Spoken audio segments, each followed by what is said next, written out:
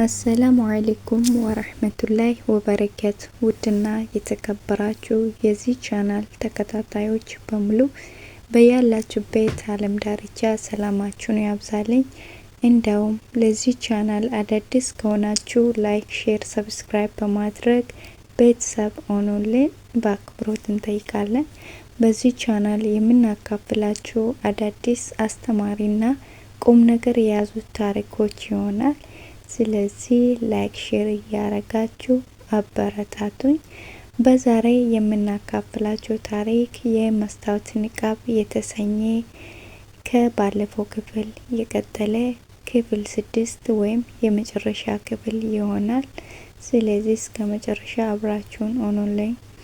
እጆቼ በአልቤሙ ላይ ተጣብቋል። ኤምራን ከጎኔ ሆኖ በዝምታ ይመለከታል። ወይዘሮ አስቴር ወይም የኤምራን እናት በጭንቀት ጣቶቻቸውን ያጠላልፋሉ። አልቤሙን ገለጥኩት። በመጀመሪያው ገጽ ላይ አባቴ፣ አጅራያ፣ የኤምራን አባትና አንድ ሌላ ወጣት ሰው ይታያሉ። ሶስቱም እቅፍ ብሎ ቆመዋል። ይህ ሰውዬው ማን ነው አልኩኝ ምስሉን እየጠቆምኩ። ከአጅራያ ጋር በጣም ይመሳሰላል። ኤምራን ምስሉን በቅርበት አየውና ደነገጠ። ይሄማ የአጎቴ የፉሃድ አባት አይደለም? ግን ለምን ከአጅራያ ጋር እንዴት ተቀራረቡ? ወይዘሮ አስቴር ትንፋሻቸውን ሰብሰብ ባደረጉ መናገር ጀመሩ። ልጆቼ፣ እስከ ዛሬ የደበቅነው ትልቁ ምስጢር ይሄ ነው። ዮናስ ክፉ ሰው ቢሆንም ብቻውን ግን አልነበረም። ያኔ በአደጋው ምሽት መኪናው እንዲበላሽ መመሪያ የሰጠውና ዮናስን እንደ መሳሪያ የተጠቀመበት ሰው የአጅራያ ታናሽ ወንድም የሮይሃን አጎት ነው። ጭንቅላቴ ውስጥ መብረቅ የተፈከተ መሰለኝ። አጎቴ ግን እሱ እኮ ከአመታት በፊት በሞት ተለይቶናል ነው የተባልኩት አልኩኝ በከፍተኛ ድምጽ። አልሞተም አሉ አባቴ አጅራያ በዝግታ ወደ ሳሎኑ እየገቡ። ፊታቸው ላይ የአመታት ድካምና ሐዘን ይነበባል። ታናሽ ወንድሜ በንግድ ስራ ተበላሽቶ ንብረታችንን ሁሉ ሊያሳጣን ሲል እኔና የኤምራን አባት አገድኑ። ያኔ በቂም ተነሳስቶ ዮናስን በመግዛት አደጋው እንዲደርስ አደረገ። አደጋው ከደረሰ በኋላ ደግሞ እኔን ልጅሽን አሳስራታለሁ ያለ ሲያስፈራራኝ ኖረ። እሱን ለመሸሸግ ሲል ነው የሞት አስመስዬ ወደ ሌላ ሀገር እንዲሰደድ ያደረኩት። ሳሎን ውስጥ የሞት ዝምታ ሰፈነ። ኤምራን ወደ አባቴ ዞር አለ። ታዲያ አሁንም አለ? የት ነው ያለው? አጅራያ አንገታቸውን ደፋ። ዛሬ ምሽት ዮናስ መያዙን ሲሰማ ወደ ደሴ ተመልሷል። ሁሉንም ንብረት ካልሰጣችሁኝ ለአመታት የሸሸኩትን የሐሰት ምስክርነት አውጥቼ ሮይሃን አሳስራታለሁ እያለ በስልክ አስፈራርቶኛል። ይበቃል ጮኸ ኤምራን። ለ5 አመት በውሸትና በፍርሃት ሲኖር ይበቃናል። አጂ ዛሬ እውነት መውጣት አለበት። ሮይሃን ንጹህ ናት። አጎቷ ደግሞ ወንጀለኛ ነው። በዚያው ቅጽበት የቤቱ በር በኃይል ተከፈተ። አንድ ሽበት የወረረው ነገር ግን አይኖቹ በክፋት የሚንጸባረቁ ሰው ወደ ውስጥ ገባ። የአጅራያ አምሳያ ቢሆንም የአጅራያ አምሳያ ቢሆንም ውስጡ ግን ጨለማ እንደሆነ ፊቱ ያስታውቃል። አጎቴ አቶ በረከት ነበረ። ወንድሜ ሰነዶቹን አዘጋጀ አለ አቶ በረከት በንቀት እየሳቀ። ኦ ራይሃን አደግሽ፣ ለአይን ትማረኪያለሽ፣ ግን ያንቺ ንጹህ ንቃብሽ የወንጀል መሸፈኛ ሆና እንዳትቀጥል ካልፈለግሽ አባትሽ ንብረቱን እንዲያስረክበኝ ንገሪው። እምራን ወደፊት ወጣ። አቶ በረከት ዮናስ ሁሉንም ተናግሯል። አደጋውን ያቀድከው አንተ እንደሆንክ ዮናስ የገዛው አንተ እንደሆንክ ፖሊስ አውቋል። በረከት ሳቀ። ዮናስ ምስክርነት ሊሰጥ አይችልም። ዮናስ አሁን በነበረበት እስር ቤት ውስጥ ራሱን አጠፋ የሚል መርዶ እየደረሰ ነው። የኔ እጆች ረጅም ናቸው እምራን። ልቤ በድንጋጤ ቆመ። ዮናስን ገድለው ምስክራችንን አጣን። አልሞተም የሚል ድምጽ ከደጅ ተሰማ። ኡዜፍ በመርኩዙ እየታገዘ ወደ ውስጥ ገባ። ከኋላው ደግሞ ፖሊሶች ነበሩ። ዮናስን ወደ ሌላ ቦታ ቀይረውናል። ያንተ ቅጥረኞች የገደሉት ሌላ ሰው ነው አለ ኡዜፍ። በረከት ፊቱ ተለወጠ። ሊያመልጥ ሲል ፖሊሶቹ ከበቡት። በረከት አጅራያ በነፍስ ግድያ ሙከራና በከባድ ወንጀል ተባባሪነት ትፈለጋለ አሉት። በረከት ሲያዝ ወደ አባቴ ዞሮ ወንድሜ አሁንም አላመለጥክም፣ ያንተንም ስም አብረው አጥፋለሁ እያለ ጮኸ። ፖሊሶች ይዞት ወጡ። ሳሎን ውስጥ የቀረነው እኛና አዘናችን ብቻ ነበር።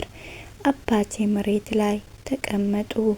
ልጄ ይቅርበኝ፣ ወንድሜን ለመጠበቅ ሲል አንቺን ለአመታት ለስቃይ ዳረጉሽ አሉ። ወደ አባቴ ተጠግቼ አቀፍኳቸው። አባዬ አሁን ሁሉም አልፏል፣ እውነት ወጣለች። መስታወት ቢሰብርም ዛሬ ግን በአዲስ መልክ ተገጥሟል አልኩት። ምሽቱ ሲገፍ እኔና እምራን ለብቻችን ሆነን እምራን ንቃቤን በዘግታ ገለጥ አደረገው። ራይሃን ከዛሬ ጀምሮ ምንም የሚደብቁት ምስጢር የሌላቸው ባልና ሚስት ነን። ነገ ደሴ ላይ ትልቅ የምስራች እናበስራለን አለኝ። ነገር ግን ታሪኩ እዚህ ላይ አያበቃም። በማግስቱ ጠዋት ኡዜፍ ወደኛ መጥቶ አንድ ያልተጠበቀ ዜና ነገረን። ዮናስ ከመሞቱ በፊት ወይንም ከመታሰሩ በፊት አንድ ስጦታ ትቶልሻል ራይሃን አለ። ኡዜፍ በእጁ የያዘውን ትንሽዬ ፖስታ ሲሰጠኝ በውስጡ ፍርሃትና ጉጉት ተደባለቁ። በዙሪያችን የነበሩት ፖሊሶች ዮናስን ወደ መኪናው እየወሰዱት ነበር። ዮናስ ለመጨረሻ ጊዜ ዞር ብሎ ሳይኝ የአይኖቹ ውስጥ የነበረው የእብረት እሳት ጠፍቶ በጥልቅ ጸጸት ተተክቷል። እምራን ከጎኔ ሆኖ ትከሻዬን ያዘኝ። ክፈቺው ራይሃን፣ አሁን የሚጎዳሽ ምንም ነገር የለም፣ ጨለማው አልፈዋል አለኝ በለሰለሰ ድምጽ። ፖስታውን ሲከፍተው ውስጥ ያለው አንድ የባንክ ሰነድና በጥፍዲያ የተጻፈ አጭር ማስታወሻ ነበር። ማስታወሻው እንዲህ ይላል: ራይሃን፣ ይህን ስታነቢ እኔ ምናልባትም በህይወት አልኖርም ወይም የዘላለም እስሬን እየፈረድኩ እሆናለሁ። 5 ዓመት ሙሉ ያንቺን ስም አጥፍቼ ንብረትሽን ዘርፌ ነበር። ነገር ግን በዛች የመጨረሻ ምሽት ሆስፒታል ውስጥ አይኖችሽን ስመለከት የገዛ እናቴን ትዝታ ቀሰቀስሽብኝ። እቺ የባንክ ሰነድ ባንቺ ስም የተቀመጠችና የዘረፍኩሽ ንብረት በሙሉ በወለድ ታክሎበት የተለሰባት ናት። ያንቺ ይቅርታ ለማለት አንድ ቤት ባይደፍርም ለኡዜፍ ግን የምትራመድበትን አቅም እንዳትሰጪው አደራ እልሻለሁ። የኔ መጨረሻ ለናንተ መጀመሪያ ይሁን። እምባዬ የንቃብ ስር ፈሰሰ። እምራን ተመለከት አልኩት ደብዳቤውን እያሳየሁት። አላህ ክፉዎችንም ቢሆን ለመልካም ነገር መጨረሻ ይጠቅማቸዋል። ዮናስ በክፋቱ ውስጥ የሰውነት ጠብታ አልጠፋችበት ነበር። እምራን ደብዳቤውን አንብቦ ቀና አለ። ይሄ ገንዘብ ለኡዜፍ አዲስ ህይወት ነው አለ። በዚያች ምሽት በጦሳ ተራራ ግርጌ የአመታት ቂሚ በይቅርታና በእንባ ታጠበ። ከ1 ዓመት በኋላ የደሴ ከተማ በደማቅ የፀሐይ ብርሃን ተዋበለች። ዛሬ በአጅራያ ግቢ ውስጥ ትልቅ ደስታ አለ። የአጥር አበባዎች በሙሉ የፈኩ ይመስላሉ። ግቢው በነጭ ጨርቆችና በደማቅ መብራቶች አሸብርቋል። የከተማው ሰው በሙሉ የአጅራያ ቤት ሰላም ተመለስ እያለ ይመሰክራል። ኡዜፍ አዎ ያ ሽባ ሆኖ ለአመታት የተቀመጠው ኡዜፍ ዛሬ ያለ ምርኩዝ በራሱ እግር እየተራመደ እንግዶችን ይቀበላል። ዮናስ በሰጠው ገንዘብ ውጭ አገር ሄዶ ባደረገው ሕክምና ዛሬ ሙሉ ጤነኛ ሆኗል። ፊቱ ላይ ያለው ፈገግታ የደሴን ፀሐይ የሚተካ ይመስላል። እናቱ ዘቢባ ከጎኑ ሆና አልሐምዱሊላህ እያለች በደስታ ታለቅሳለች። አጎቴ በረከትና ዮናስ የገባቸውን የሕግ ቅጣት እየተቀበሉ ነው። አባቴ አጅራያ ግን ካለፈው ጸጸት ነፃ ወጥቶ ዛሬ በኩራት በቤታቸው ዙሪያ ይንሸራሸራሉ። ወይዘሮ አስቴርም ወይም የእምራን እናት ከአባቴ ጋር ያለውን የድሮ ቅሬታ ዘግቶ ዛሬ እንደ ቤተሰብ አብሮን አሉ። እምራን ወደኔ ጠጋ አለ። ዛሬ ንቃቤን አልለበስኩም። በቤታችን ውስጥ ባለው የቅርብ ቤተሰቦች መሃል ነንና ፊቴ ላይ ያለው የሰላም ስሜት ከመስታወት በላይ ይንጸባረቃል። ራይሃን አለ እምራን በትኩረት እያየኝ። ዛሬ በጣም ታምራለሽ፣ ግን ታውቂያለሽ በመስታወት ንቃብሽ ጀርባ የነበረው የውስጥ ጥንካሬሽ ከፊቱ ውበትሽ በሺ እጥፍ ይበልጣል። አንቺ ባትበርቺ ኖሮ ዛሬ እዚህ አንደርስም ነበር። ሳኩል እምራን ያኔ ገዳይ እያልከኝ ስታሰቃየኝ የነበረው ያ ጨካኝ ሰውዬው የት ሄደ አልኩት ባለፈው ትዝታ እየቀለድኩ። እምራን ፊቱን በቁም ነገር መለስ። ያ ሰውዬው በይቅርታሽ ተሸንፎ ሞቷል። አሁን ያለው ኢምራን ግን አንቺንና ያንን ወደፊት የሚመጣውን ትንሽ ኢምራን ለሚጠብቅ ቃል የገባው ሰው ነው አለና በደስታ ወደ ተነፋው ሆዴ ተጠቆመ። አዎ አላህ በሰጠን ትዕግስት ወይም ሶብር ምትክ ዛሬ በረከቱን አፍስሶናል። ከ5 ዓመት የፍርሃትና የጥርጣሬ ጨለማ በኋላ ዛሬ በቤታችን ውስጥ የሕፃን ድምጽ የሚሰማበት ጊዜ ደርሷል። ወደ ስገነቱ ወጥተን የጦሳን ተራራ ቁልቁል አየነው። ደሴው ሰላም ናት፣ እኛም ሰላም ነን።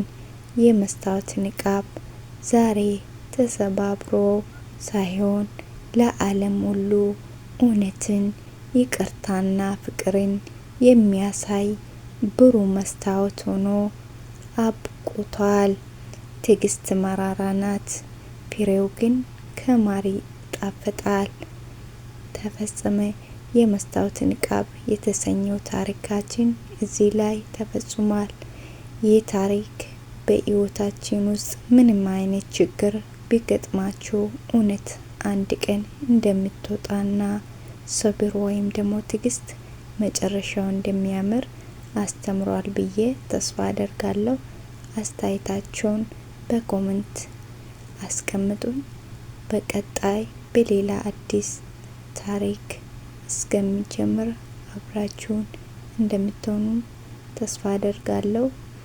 ከታሪኩ የተማራችሁትን አስቀምጡልኝ። አሰላሙ አለይኩም ወራህመቱላሂ ወበረካቱ።